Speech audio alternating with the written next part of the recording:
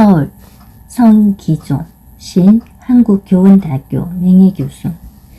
일상으로 저울을 자주 쓰는 사람들이 있다.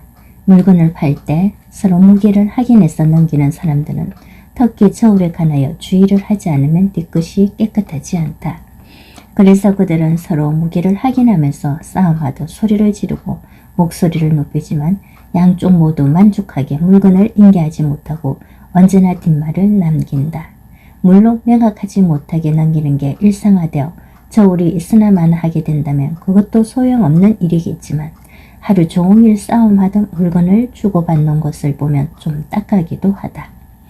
무슨 물건을 팔기에 저렇게 싸움하듯 큰 소리를 내는가 생각해보지만 결코 그렇게 상대방을 의심해서 싸움한다면 온당한 거래가 아니란 생각이다. 그것도 사고 판 물건을 넘길 땐 반드시 이유가 있을 것이고 서로 두 사람이 물건을 주고받음에 있어서는 경우가 있기 때문에 상대방에게 무리할 만큼 경우에 빠지는 짓은 하지 않았을 것이기 때문이다. 저울로 달아서 무게를 확인하는 일은 다른 방법보다 정확해서 서로가 만족해야 될 것이 아닌가.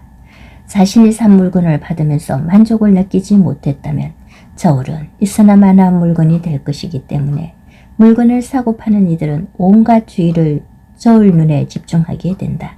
그런 뒤 그 눈이 무게를 나타내고 안정되게 표시를 나타냈을 때 확인하면 될 일을 저울 눈금이 분명하지 않다고 이의를 말하면 두 사람은 침착하게 눈금을 확인시켜주면 될 것이다. 그런데도 불만이 있어 시비가 그치지 않았다면 제대로 흥정이 안 되었다고 보는 게 옳다.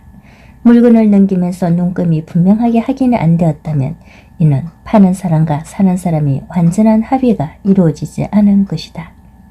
이치가 이런데도 다른 이유가 있다면 하나하나 짚어 따져가면 서로 합의가 될 것은 명확하기 때문에 급하게 서둘지 않는다면 피차 원만하게 물건을 사고 팔게 될 것은 분명하다.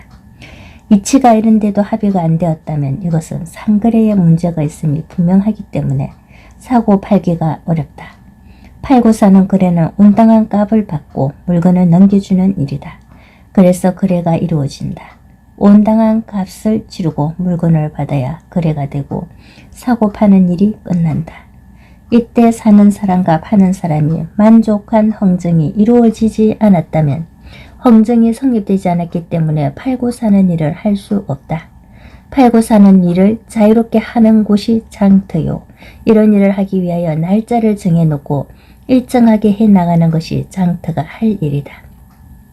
이런 일이 언제부터 있어 왔는지는 확실하지 않지만 고구려 백제 신라가 정립된 삼국시대 이후가 아닐런지 하여튼 이런 기능을 가지고 물건을 거래한 것은 아주 오래되었다는 생각이다. 참으로 편리한 묘수가 아닐 수 없다.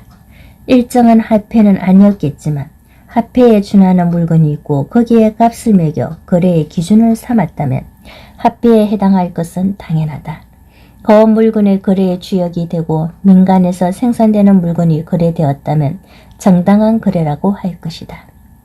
옛 사람들이나 지금 사람들이나 편리하게 살려면 깨가 있어야 한다. 깨야말로 우리의 삶을 편리하게 만드는 질서가 된다.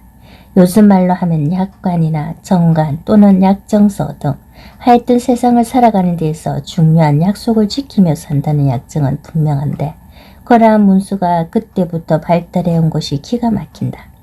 그리고 어쨌든 불안했더라도 물건의 무게나 부피를 달 줄 아는 저울도 있었으니 과학적 삶을 영위해보자는데 모두 의의가 없이 의견이 합쳐졌던 것도 사실이다.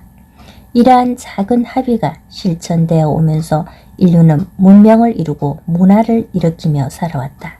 참으로 지혜로운 삶이다.